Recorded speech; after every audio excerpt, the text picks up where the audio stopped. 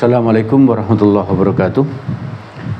Alhamdulillahirabbil alamin alladzi yuhibbul muhsinin wa yarfa'u darajatil muttaqin. Asyhadu an la ilaha illallah wahdahu la syarikalah wa asyhadu anna Muhammadan abduhu wa rasuluh la nabiyya ba'dah. Allahumma salli ala Muhammad wa ala alihi wa ashabihi wa man tabi'ahum bi ihsanin ila yaumiddin. Jamaah Majelis Taklim yang dirahmati oleh Allah, mari kita senantiasa terus bersyukur kepada Allah karena Allah telah memberikan nikmat-Nya yang sangat banyak kepada kita. Nikmat sehat dan nikmat waktu luang dan kesempatan hidup dan banyak lagi nikmat yang telah diberikan Allah. Semoga Allah terus menolong kita sehingga kita menjadi hamba-Nya yang istiqomah taat kepadanya hingga kelak kita dicabut nyawa. Semoga dalam keadaan husnul khotimah. Jemaah yang dirahmati oleh Allah, di dalam Al-Quran surat As-Saffat surat ke-99 ayat 102 diceritakan oleh Allah bahwa Allah waktu itu memerintahkan kepada Ibrahim untuk menyembelih putranya, yaitu Nabi Ismail. Kalau saya baca Quran itu, saya baca terjemahnya, Quran surat 99 ayat 102, maka tatkala anak itu sampai pada umur sanggup berusaha bersama-sama Ibrahim. Jadi ini kira-kira umur 7 tahun atau lebih gitu ya. Maka Ibrahim berkata kepada Nabi Ismail, "Hai anakku, sesungguhnya aku melihat dalam mimpi." Nah, kalau Nabi memang istilahnya melihat dalam mimpi, bukan atau melihat dalam tidur, bukan bermimpi gitu, enggak. Kalau kita bermimpi, tapi kalau Nabi melihat di dalam tidur bahwa aku menyembelihmu. Jadi luar biasa. Padahal kalau Nabi bermimpi atau melihat dalam tidur itu merupakan wahyu yang harus dilaksanakan ya. Jadi Nabi Ibrahim melihat bahwa Nabi Ibrahim itu menyembelih Nabi Ismail. Maka fikirkanlah apa pendapatmu. Lalu Nabi Ismail menjawab, waktu itu masih anak-anak ya, belum jadi nabi. "Hai bapakku, kerjakanlah apa yang diperintahkan kepadamu. Insya Allah kamu akan mendapatkanku termasuk orang-orang yang sabar."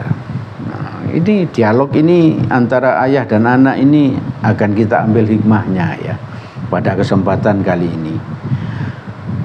Beberapa hikmah yang bisa kita ambil dua saja, sebetulnya cukup banyak ya. Nanti di kesempatan yang akan datang kita ambil hikmah yang lain ya. Yang pertama, bahwa cinta kepada Allah itu harus diutamakan, harus dinomorsatukan ya. Jadi ketika tadi itu Nabi Ibrahim melihat bahwa bahwa beliau itu melihat di dalam tidurnya, beliau disuruh menyembelih Nabi Ismail, maka Nabi Ibrahim tadi langsung bilang kepada Nabi Ibrahim ya, kepada Nabi Ibrahim dengan berkata, saya ulang perkataannya, "Wahai anakku, sesungguhnya aku melihat dalam mimpi bahwa aku menyembelihmu." Nah, di dalam hadis mauquf itu berarti apa? Hadis yang kata-katanya sahabat, tapi Nabi membiarkan. Itu menunjukkan apa? Bahwa kata-kata itu berlaku ya. Kata-kata itu berlaku. Jadi waktu itu ini kata-katanya Ibnu Abbas.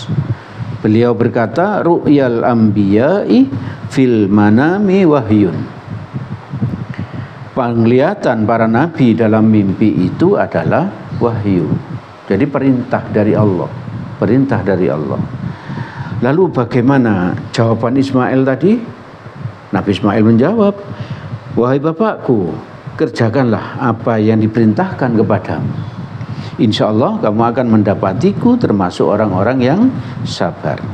Luar biasa dua hamba Allah ini ya. Luar biasa. Kalau Ibrahim itu mau ya, Kalau Ibrahim itu mau, maka ia bisa menyembunyikan, ya. Ia bisa menyembunyikan mimpinya. Tidak usah ngomong kepada Ismail, ya. Tidak usah ngomong kepada Ismail. Lalu kalau Ismail mau, dia bisa menolak, ya. Dia bisa menolak apa yang dikatakan oleh Ibrahim. Bukankah tadi itu Nabi Ibrahim bilang apa? Fikirkan olehmu, bagaimana pendapatmu? Nah, itu berarti apa? Nabi Ibrahim itu diberi kebebasan oleh Nabi Ismail diberi kebebasan oleh Nabi Ibrahim. Beliau bisa saja menolak, ya.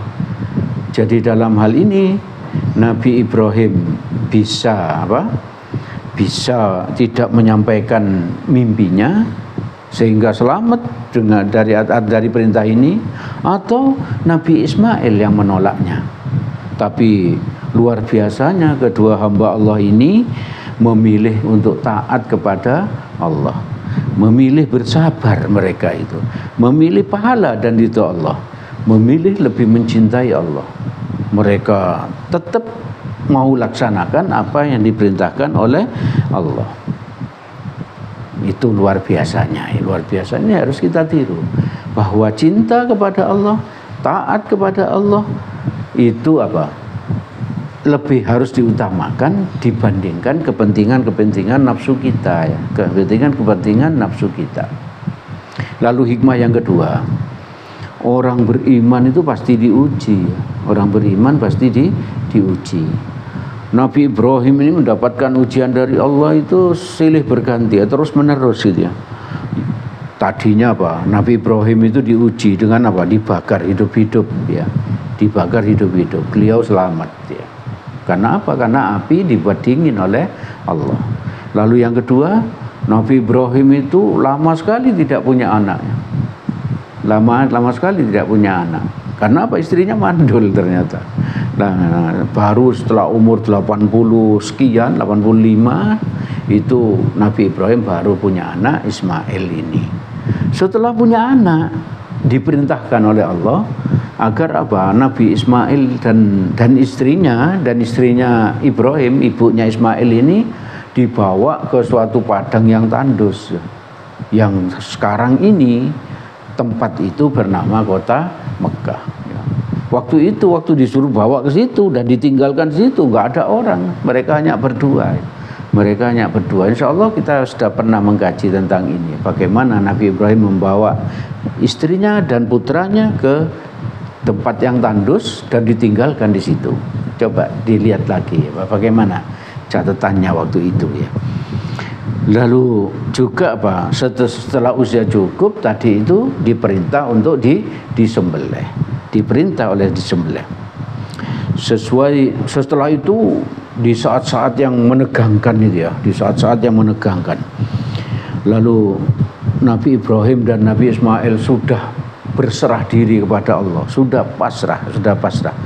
Ibrahim sudah siap untuk menyembelih putranya, yaitu Ismail. Dan Ismail pun berusaha untuk tetap istiqomah bersabar, ya. Tidak memberontak terhadap apa yang diperintahkan Allah dan apa yang diinginkan oleh ayahnya. Lalu pelipisnya Ibrahim itu sudah ditaruh di tanah gini, dibaringkan, lalu pisaunya sudah ada di leher gini.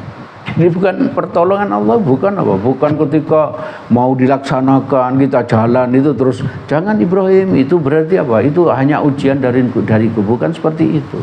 Ternyata apa? Sampai dibaringkan, lalu apa? Pisaunya sudah ada di lehernya Ismail ini. Begitu mau dilaksanakan penyembelihan barulah ada suara. Kalau itu hanya merupakan ujian. Dan Nabi Ismail secepat kilat oleh malaikat diganti dengan domba yang dibawa dari surga. Sehingga selamatlah Nabi Ismail. Bukan Nabi Ismail yang disembelih oleh Ibrahim, tapi apa? Domba yang dibawa oleh malaikat Jibril waktu itu. Itu artinya apa? Bahwa orang yang beriman itu akan diuji oleh Allah. itu hikmah yang bisa kita ambil. Jadi kalau kita diuji oleh Allah, itu menunjukkan apa? Allah sedang ingin meningkatkan keimanan kita. Maka kita harus berusaha bersabar. Bahkan pertolongan Allah itu datangnya di saat-saat terakhir seperti tadi itu loh. Di saat-saat terakhir sudah mau disembelih gini, barulah apa? Nabi Ismail diganti dengan domba. Pertolongan Allah kepada Nabi Musa juga seperti itu, kepada Nabi Nuh juga seperti itu, di saat-saat terakhir, di saat injury time. Jadi seperti itu.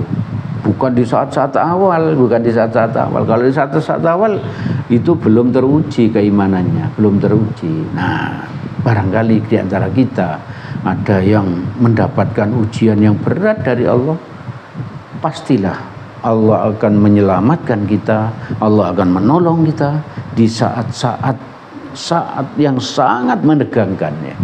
Di saat sepertinya kita itu sudah apa? Sudah tidak percaya, tidak ini seolah-olah Allah itu tidak sayang lagi kepada kita, Allah itu tidak memperhatikan kita dan lain sebagainya. Maka pertolongan Allah di saat itu sering datang. Jadi ibu bapak, saudara-saudara yang dirahmati oleh Allah, ayo kita berusaha mengambil hikmah dari apa yang diujikan kepada Nabi Ibrahim dan kepada Nabi Ismail. Mari kita berusaha untuk menjadi orang yang sabar dan sabar, yang tahan terhadap ujian dari Allah. Itu yang bisa saya sampaikan pada kesempatan malam ini. Segala yang baik dan benar semuanya berasal dari Allah Subhanahu wa ta'ala.